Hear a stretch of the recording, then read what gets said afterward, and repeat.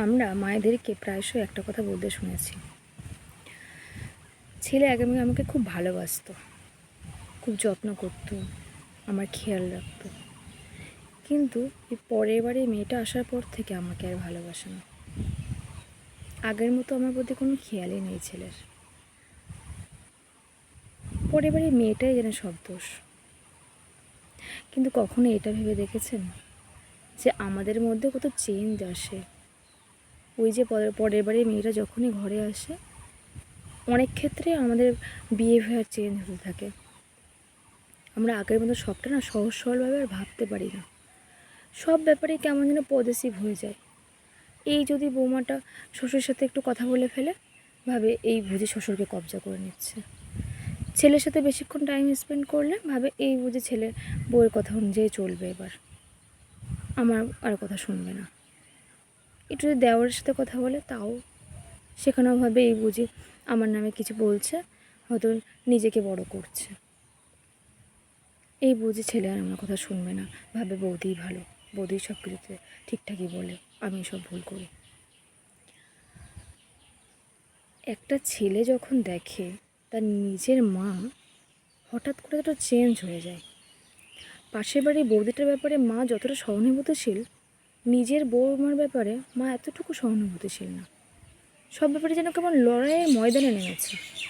বৌমা এটা করেছে মানে আমাকেও করতে হবে, বৌমা এটা করেনি আমি করছি, কেন করবো? এটা তো বৌমার সংসার। অধিকারের বেলায় কিন্তু বৌমা না, শুধু দায়িত্ব কর্তব্যের বেলায় বৌমা। কোনো এক জায়গায় যদি ঘাটতি থেকে যায়, বৌমা ভালো না, দায়িত্ব কর্তব্য ঠিকভাবে করতে যাবে না।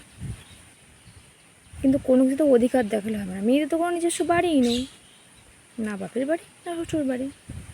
সব জায়গায় পুরুষের অধিকার, শাশুড়ির অধিকার, শ্বশুরের অধিকার, নিজের বাবা মার অধিকার, তার আমার নিজের ভাইয়ের অধিকার। কিন্তু মেয়েদের কোনো জায়গায় কোনো অধিকার নেই।